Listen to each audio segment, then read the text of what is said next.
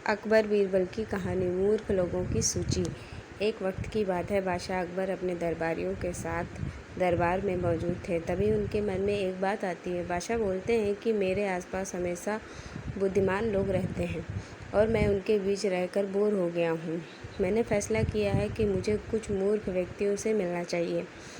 अकबर बीरबल से कहते हैं, तुमने हमेशा हमारी मदद अपने ज्ञान और चतुराई से की है।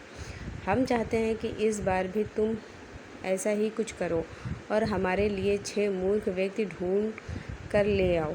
बीरबल जी जहाँपनाह, मैं आपके लिए 6 मूर्ख व्यक्ति ज़रूर ढूंढ कर लाऊंगा। अकबर, हम आपको 6 मूर्ख व्यक्ति ढूंढने के लिए 30 दिन का समय देते हैं। बीरबल, जहाँपनाह, मुझे इतने अधिक समय की आवश्यकता नहीं पड़ेगी।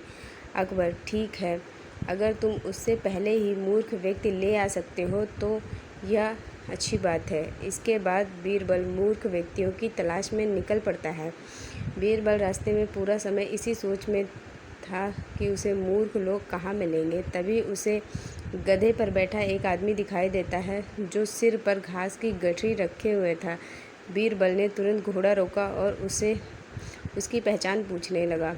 बीरबल, कौन हो तुम और ऐसे गधे पर बैठकर घास अपने सिर पर लेकर क्यों जा रहे हो? व्यक्ति, मैं रामू हूँ और मेरा गधा कमज़ोर व थका हुआ है, इसलिए गधे का बोझ कम करने के लिए मैंने घास की गठरी अपने सिर पर रखी है। यह सुनकर बीरबल सोचता है कि मुझे पहला मूर्ख व्यक्ति मिल गया। फिर बीरबल उसे कहता है कि तुम जानवरों के बारे में इतना सोचते हो, इसलिए मैं तुम्हें बादशाह अकबर से इनाम दिलवाऊंगा।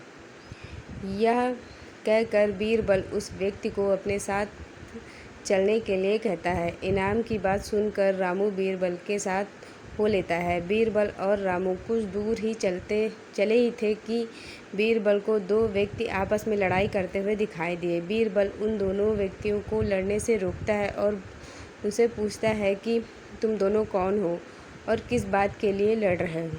पहला व्यक्ति, जनाब, मेरा नाम चंगू है। और दूसरा व्यक्ति, और मेरा नाम मंगू है।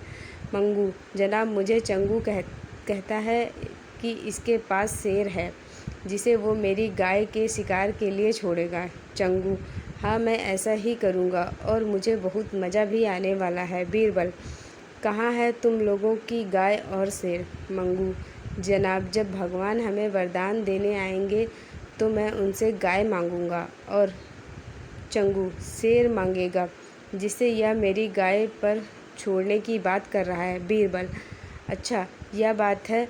उनकी बातें सुनकर बीरबल समझ गया कि उन्हें 2 और मूर्ख व्यक्ति मिल गए। बीरबल इनाम की बात कहकर उन्हें भी अपने साथ ले लेता है। उन तीनों को लेकर बीरबल अपने घर पहुंचता है और फिर सोचने लगता है कि बाकी के मूर्ख व्यक्ति कहाँ से ढूंढ कर लाऊं। बीरबल उन तीनों मूर्खों को अपने घर में ही रहने के लिए कहकर बाहर चला जाता है। बीरबल और मूर्ख लोगों को ढूंढने के लिए बाहर आता है तो उसे एक व्यक्ति दिखाई देता है जो कुछ ढूंढ रहा था। बीरबल उसके पास जाकर पूछता है कि आप क्या ढूंढ रहे हो? व्यक्ति, जनाब, मेरी अंगूठी कहीं गिर गई है जिसे मैं काफ़ी समय से खोज रहा हूँ, लेकिन मुझे मिल नहीं रही है।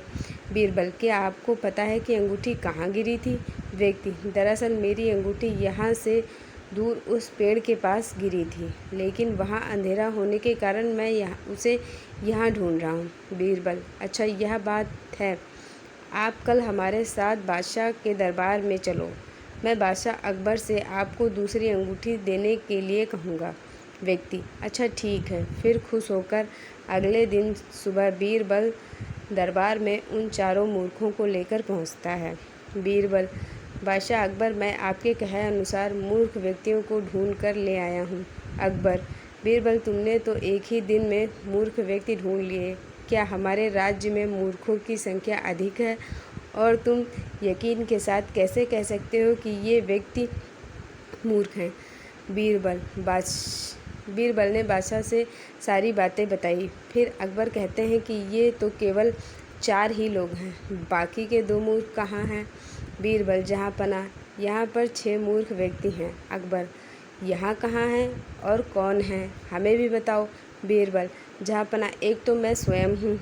अकबर, तुम मूर्ख कैसे हुए? बीरबल, मैं इसलिए मूर्ख हूँ क्योंकि मैं इन मूर्खों को खोज कर लाया हूँ।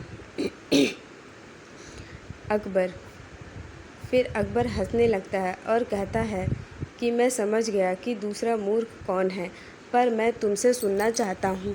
बीरबल, दूसरे आप हैं जहाँपना, जो आपने मुझे मूर्ख व्यक्तियों को लाने के लिए कहा।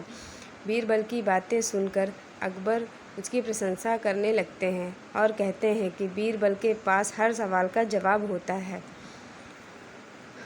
कहानी से सीख: दिमाग और चतुराई से हर मुश्किल काम आसान हो सकता है, लेकिन ऐसे कामों में अपना कीमती समय व्यर्थ नहीं करना चाहिए जिसका कोई मतलब ना हो।